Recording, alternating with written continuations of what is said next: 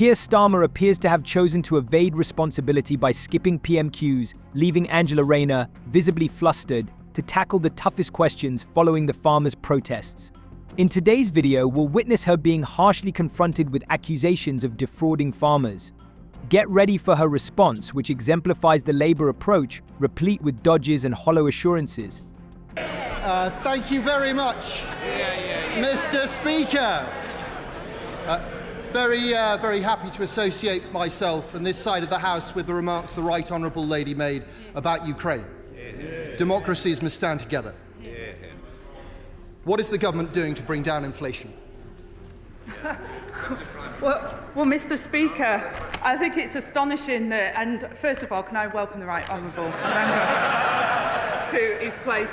And many people might not know, Mr. Speaker, but the Honourable Member was the Minister for Growth when, under Liz Truss, inflation was 11.1% and growth flatlines, so we're doing much better than he did. UK inflation accelerated more than expected, rising above the Bank of England's 2% target. Underlying price growth has also picked up speed, which clearly makes it clear why the Bank of England is cautious about lowering interest rates. Consumer prices rose 2.3% year-on-year in October, driven almost exclusively by an increase in regulated domestic energy tariffs after rising 1.7% in September, marking the first time the inflation rate fell below the Bank of England's target since 2021. The labour market is also putting upward pressure on prices, where many employers face a shortage of candidates.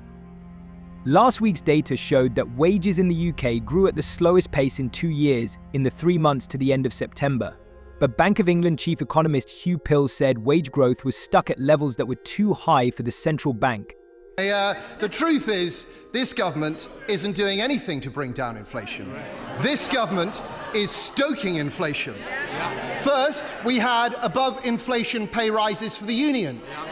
Then, we had a budget which the OBR said would increase inflation. First, we had above-inflation pay rises for the unions. Then, we had a budget which the OBR said was going to push up inflation. This morning, we had city economists, real economists, Mr. Speaker, saying that next year inflation would hit 3%. Does the Right Honourable Lady agree that this government... Inflation accelerated to a 6-month high, which was the largest monthly increase in the annual consumer price index since the peak of inflation in October 2022. Services inflation, which the Bank of England considers a key indicator of domestic price pressure, rose to 5%. But core inflation, which does not include prices for energy, food, alcohol, and tobacco, rose to 3.3%, contrary to market expectations of its possible reduction. This month, the Bank of England said it expects overall inflation to rise to 2.4% and 2.5% in November and December. Price growth is likely to approach 3% in the second half of next year. Some private sector economists believe that inflation will rise to almost 3% in early 2025. Mr. Speaker, I'll ask the honourable gentleman, 11.1% or 3%? We've already talked about Ukraine, Mr. Speaker. It was Ukraine and COVID that drove up inflation. This government is doing it to the British people. High tax, high inflation, low growth, low reform. There's a word for that, Mr. Speaker. It's Starmerism.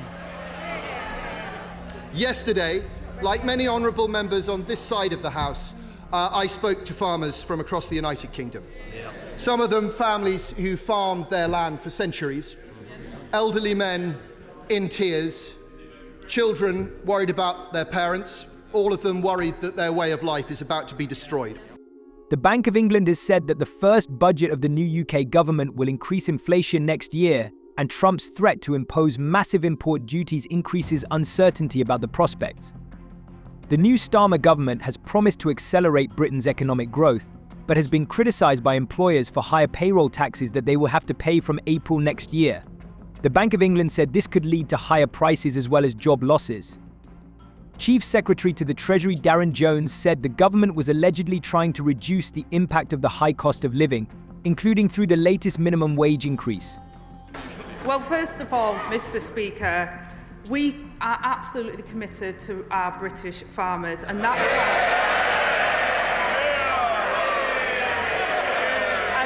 why we've committed £5 billion to the farming budget over the next 2 years. That's the largest ever amount for sustainable food production in the UK. And it's alongside £60 million, Mr Speaker, to support those affected by extreme wet weather, and over £200 million to tackle disease outbreaks. His party couldn't even get the money out the door for farmers, failing to spend over £300 million on farming. Labour's policy is literally trying to destroy this class by crushing inheritance taxes and farmland. All this is happening against the background of the budget crisis. This is fraught with rapid price increases and impending shortages. Many farmers have owned their land for centuries, and now they will have to destroy crops and build them up with wind turbines. The Labour Party takes as an example the policy of Margaret Thatcher, who carried out something similar with workers' unions. This ended with the deindustrialisation of the United Kingdom. Britain already buys half of its food abroad. Perhaps the Right Honourable Lady thinks that everyone came to London yesterday to thank the government. Let's look at the facts. A typical mid-sized 360-acre family farm in the constituency of my Right Honourable friend for Thirsk and Moulton. They've spoken to their accountant. Their new liability because of this government is £500,000. That's 12 years' worth of profit. When this generation passes away, that farm will become totally unviable, and it's just one of thousands and thousands of similar farms. The Starmer government has presented a disgusting budget. The authors of the budget, in search of a way to close the huge deficit, proposed to take unpopular measures, raise taxes, and reduce social obligations. £22 billion is a hole in the British budget left by the government of Rishi Sunak. Britain's national debt has exceeded 100% of GDP.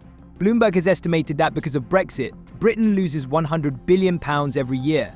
He talks about the facts, and I absolutely stand by the figures the government has set out. And the vast majority of estate owners will be totally unaffected. He wants to talk about the figures, Mr Speaker. I will be crystal clear. The vast majority of estate owners will see no change and pay no tax on land passed on valued at £1 million. Couples can pass on £3 million, Mr Speaker, tax-free, and those above the thresholds will pay only half the normal rate and can pay over 10 years interest-free. The new Labour government, blaming its predecessors, the Conservatives, for the situation, announced such a tax hike that newspapers are shouting about a tax bomb of £40 billion. So much will be received from taxpayers, who are allegedly the largest raid in history. The Chancellor is slapping $25 billion in taxes on businesses and targeting real estate heirs and landlords in one of the largest raids in history. And even if the Honourable Lady had made a promise today, it wouldn't have been worth a fig. We know that the Environment Secretary, before the election, promised the farmers this wouldn't happen. Labour promises get... Employers' contributions to national insurance will be increased to 15%. The minimum hourly wage will increase. That is, each employee will cost the business more. The capital gains tax will increase, and both the lower and higher rates will rise. Taxes have not been raised so sharply since the mid-90s of the last century. Rachel Reeves cheered up the sad lower house of Parliament with only one piece of good news: beer in pubs will be cheaper by a penny. What do you think about this video? Share your thoughts in the comments. See you later.